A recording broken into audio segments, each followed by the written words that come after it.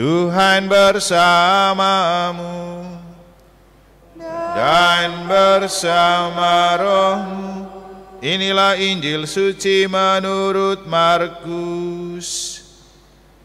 Dimuliakanlah Tuhan. Pada suatu hari, Yesus bersama murid-muridnya pergi ke kampung-kampung di sekitar Kaisarea Filipi. Di tengah jalan ia bertanya kepada murid-muridnya, kata orang, "Siapakah aku ini?" Para murid menjawab, ada yang mengatakan Yohanes Pembaptis, ada juga yang mengatakan Elia, ada pula yang mengatakan seorang dari para nabi.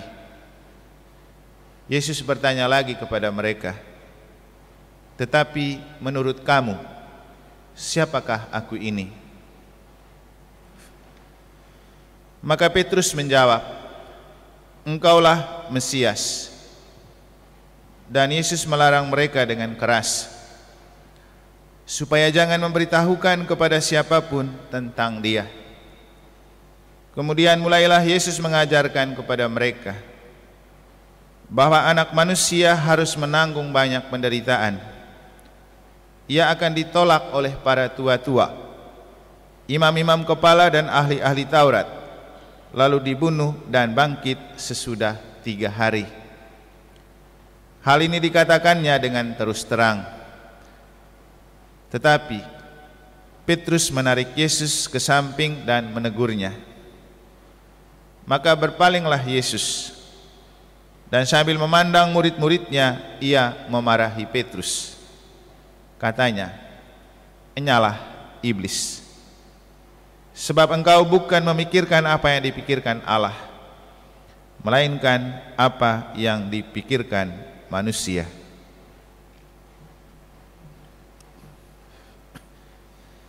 Demikianlah sabda Tuhan.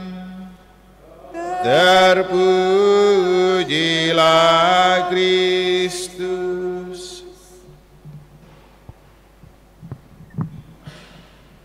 Para suster dan Bapak Ibu, saudara-saudari, adik-adik dan anak-anak sekalian yang saya kasihi dalam Tuhan, dari Injil kita akan coba mencari tahu dan memaknai 2 hal ini.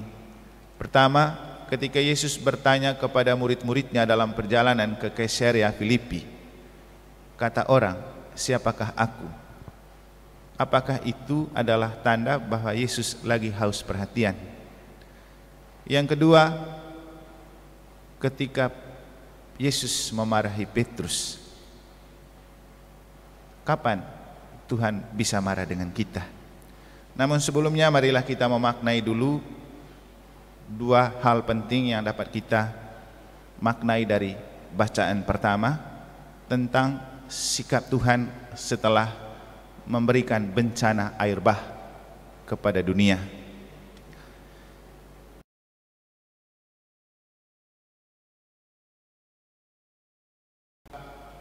Tuhan memberikan tragedi air bah kepada bumi ini, dan Nuh adalah orang yang dia anggap yang baik di antara yang kurang baik dan tidak baik. Dan kita tahu bahwa 40 hari lebih Nuh berada di dalam sebuah bahtera yang terapung di air. Akhirnya Tuhan menghadiahi ia dengan berkat. Tuhan memberkati Nuh dan keturunannya. Kisah ini cukup untuk menunjukkan kepada kita bahwa hidup tidak mungkin tanpa penderitaan. Kita memang mungkin tidak membutuhkan penderitaan, tetapi penderitaan tak mungkin tidak datang dalam hidup kita. Ia pasti akan selalu datang tanpa kita mengejar dan memintanya. Dan kalau kenyataan seperti itu ada, apa yang harus kita lakukan? Prinsipnya, jangan lari dari kenyataan. Terimalah dan jalanilah itu bersama Tuhan. Penderitaan bisa dalam sakit, tapi bisa juga dalam krisis-krisis kehidupan yang membuat kita tidak bahagia. Sama saja, dalam kondisi seperti itu hanya satu hal yang perlu kita lakukan, tetap taat dan setia kepada Tuhan. Biarkan Tuhan melakukan apapun yang Tuhan mau dalam kondisi-kondisi yang mungkin bagi kita itu tidak mengenakan.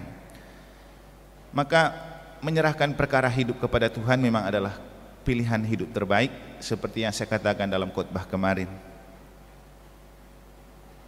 Tuhan sangat paham dengan perkara hidup kita, maka kalau ada persoalan hidup, larilah kepada Tuhan, jangan lari dari kenyataan. Karena kata-kata sebuah perhentian jalan salib itu benar, tiada derita tanpa arti bagi orang yang percaya. Penderitaan selalu punya makna, dan ada banyak rahmat dan berkat di balik penderitaan, dan itulah yang diterima oleh Nuh. Setelah dalam 40 hari ia dibekap dalam bahaya kematian dalam sebuah bahtera karena dunia ini penuh dengan air, Tuhan kemudian merahmati dia. Ia memberkati Nuh dan keturunannya. Bapak Ibu, kalau mau menjadi orang yang terberkati, jangan takut menderita. Dan kalau penderitaan itu ada, jangan memikul sendiri. Mari kita menjalani bersama Tuhan. Karena Tuhan selalu punya maksud baik di balik setiap penderitaan yang kita jalani. Kalau kita percaya itu adalah jalan Tuhan untuk kita makin dekat dan mendapat rahmat-Nya. Ada sebuah catatan untuk Nuh yang perlu dia perhatikan, dan juga untuk kita semua. Ketika Tuhan mengatakan hati-hati dengan darah manusia, dan darah manusia itu adalah kehidupan. Karena itu jangan menumpahkan darah sesama, karena akan dituntut, kita juga akan dikorbankan. Saya rasa ini adalah kata-kata menarik dari Tuhan yang sudah lama diungkapkan kepada kita, tapi seringkali kita lengah dan kita tidak peduli untuk memaknainya. Sekarang ini yang lagi ngetren itu cerita tentang Sambo yang kemudian dihukum mati. Saya tadi dapat TikTok cuplikan penyesalan Sambo tentang bagaimana seluruh prestasi dan kegemilangan yang telah ia lalui menjadi polisi akhirnya harus luluh dan hancur karena akhirnya ia dihukum mati. Juga ada banyak orang yang menyoroti tentang hukuman mati, terutama kita yang Katolik, karena ajaran Katolik tidak memperbolehkan untuk ada hukuman mati, karena hak untuk hidup dan mati adalah hak Tuhan. Tapi saya rasa saya tidak mengajak kita untuk membahas itu. Tetapi yang ingin saya katakan adalah bahwa seperti kata di Bali, karma pala itu memang benar. Apa yang kita perlakukan kepada orang, maka itu juga yang orang akan perlakukan kepada kita. Mungkin yang paling baik adalah ketika kita mau sukses dalam hidup, jangan mengejar kesuksesan dan prestasi itu dengan mengorbankan orang dan membuat orang lain menderita. Saya pikir inilah yang dilakukan oleh Sambo. Ia mau cepat berprestasi dan sukses, tapi ia mengorbankan banyak orang, membuat banyak orang menderita, dan akhirnya harus membunuh Yosua. Tentu bukan hanya karena masalah hukum kemudian ia dihukum mati, tapi untuk membenarkan kata Tuhan dalam bacaan pertama hari ini. Kalau kita menumpahkan darah orang, kita juga akan ditumpahkan darah oleh orang. Kalau kita membuat orang lain menderita, kita juga akan dibuat orang lain menderita. Hidup memang seperti itu. Apa yang kita taburkan itu juga yang kita tuai. Inilah makna dari apa yang kita telah dengar dari bacaan pertama. Kita masuk ke Injil. Ketika dalam sebuah perjalanan ke Kaisarea Filipi, Tuhan bertanya kepada murid-muridnya. Tumben kali itu Yesus bertanya, kata orang, siapakah aku? Mengapa Yesus bertanya seperti itu? Apakah Yesus sedang kesepian? Atau apakah Yesus haus perhatian supaya bangga bahwa ada pengakuan publik? Karena dia sudah melakukan banyak.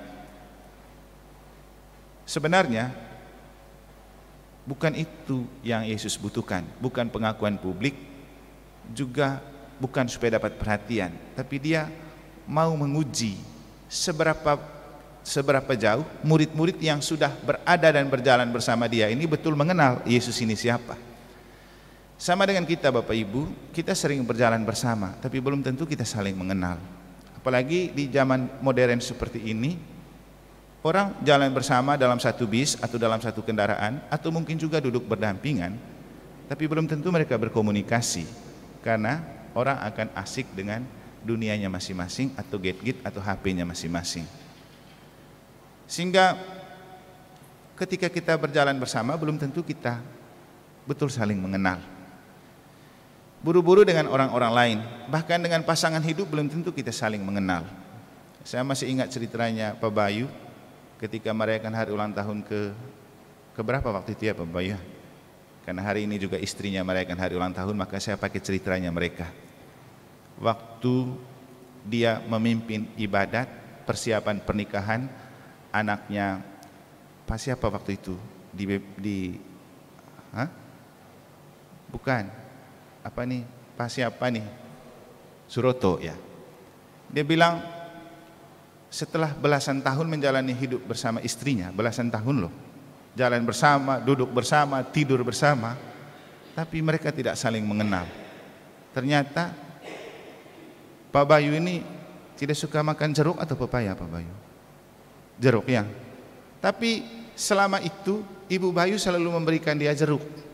Dia terpaksa makan walaupun dia tidak suka. Setelah 16 atau 17 tahun, baru Ibu Bayu paham bahwa ternyata suami saya ini tidak suka makan jeruk. Coba, berjalan bersama, duduk bersama, bahkan tidur bersama, tidak membuat kita betul-betul saling mengenal. Kenapa? Ya, itulah yang dimaksudkan oleh Yesus. Dia sudah berjalan bersama para murid. Jangan sampai ini hanya ikut-ikutan saja mereka, tidak untuk mengenal, mencermati dan memahami yang jalan sama mereka ini siapa. Jadi maksud Yesus itu bukan soal dia diakui publik, tapi dia mau tes, benar gak mereka kenal Yesus ini? Dan benar gak mereka pasang telinga untuk orang berkata tentang Yesus? Sehingga kemudian Yesus masuk ke pribadi mereka untuk langsung bertanya kepada mereka, sekarang kata kamu siapa itu saya? Dan tidak semua orang juga tahu Yesus itu siapa. Yang tahu cuma Petrus. Petrus bilang engkau adalah Mesias. Dan Yesus bilang bukan engkau yang mengatakan itu, tetapi Bapa yang berkata lewat engkau.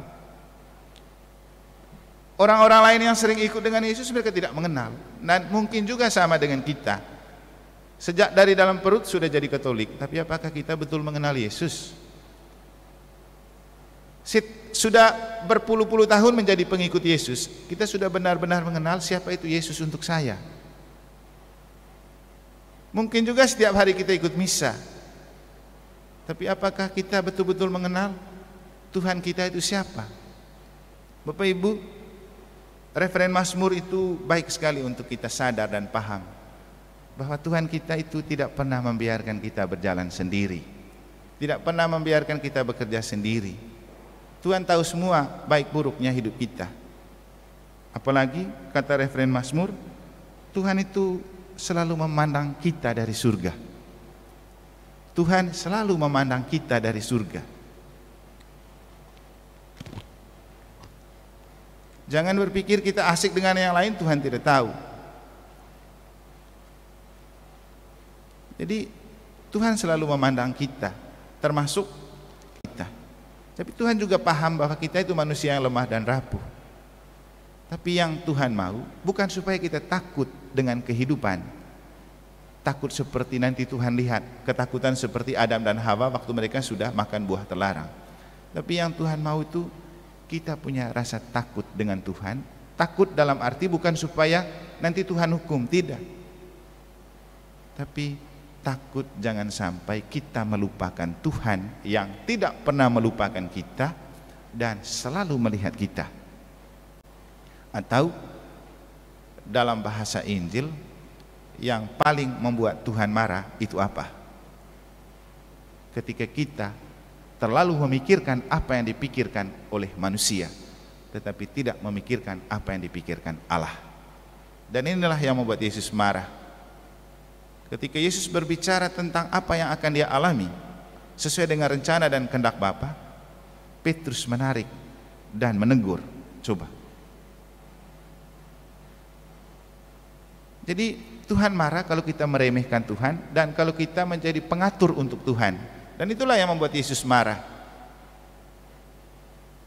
Tidak hidup sesuai dengan apa yang Tuhan atur, tapi kita yang mengatur Tuhan. Dan Bapak Ibu, sadar atau tidak sadar, kita manusia terlalu banyak mengatur Tuhan. Kita yang atur, kapan saya bisa pergi misa, kapan saya bisa berdoa. Kita yang atur Tuhan. Jadi seolah-olah Tuhan itu juga dibatasi oleh waktu kita. Tunggu kita ada waktu baru kita ketemu Tuhan. Padahal Tuhan tidak pernah membatasi diri dan waktu untuk kita, karena Dia selalu melihat dari surga. Sehingga percuma kita bersembunyi di balik kesibukan dan pekerjaan kita. Seringkali terjadi ketika kita ajak, ayo ke gereja, ayo Romo sibuk. Ya, boleh kau bilang kepada Romo sibuk, tapi Tuhan itu tidak pernah menutup mata untuk melihat kau bohong. Coba sesekali ke gereja, saya ada urusan ini. Ya. Ketika pengurus KBG dan lingkungan bilang, nanti kamu hari Minggu lektor ya? Enggak, saya pergi, padahal ada di rumah. Ya, boleh kita menipu sesama. Tapi masalahnya yang dari atas ini, dari surga, lihat terus kita sedang buat apa. Maka memang yang terbaik adalah biarkan hidup itu berjalan sesuai dengan apa yang Tuhan mau. Kita ini cuma alat di tangan Tuhan. Dan ketika Tuhan memberikan kita kepercayaan untuk melayani, mungkin ini penting. Seperti yang saya katakan waktu rekoleksi untuk para fungsionaris pastoral. Kenapa kita dipilih untuk menjadi pelayan? Karena Tuhan melihat kemampuan kita, kita bisa. Tapi sayangnya banyak orang mampu tapi tidak punya banyak waktu untuk Tuhan. Untuk bekerja banyak, berkorban untuk mengejar pekerjaan bisa, tapi untuk pelayanan yang Tuhan percayakan, Bapak Ibu, susah loh Tuhan percayakan manusia. Tapi ketika ada kepercayaan itu datang, kenapa kita tidak bertanggung jawab? Saya sendiri malu dan takut kepada Tuhan kalau saya sering banyak pergi. Karena ketika saya banyak pergi, saya tidak banyak melakukan misa untuk Bapak Ibu. Saya malu dan takut. Karena itu adalah tugas dan tanggung jawab saya. Untuk itulah saya ditabiskan. Dan ada banyak tugas dan tanggung jawab yang diberikan. Dan Bapak Ibu juga sudah diberikan tanggung jawab itu sesuai dengan kapasitas dan kemampuan. Anda punya waktu 1 kali 24 jam setiap hari. Berapa jam Anda pakai untuk Tuhan? Untuk bekerja Anda pakai berapa? Anda masuk jam 8, pulang jam 5, jam 6. Banyak sekali waktu Anda untuk kerja dan untuk majikan dan bos. Sekali saja Tuhan dan gereja minta tolong, wah, alasannya beribu-beribu macam. Tapi percuma juga menyampaikan banyak alasan, karena Tuhan selalu lihat dari surga.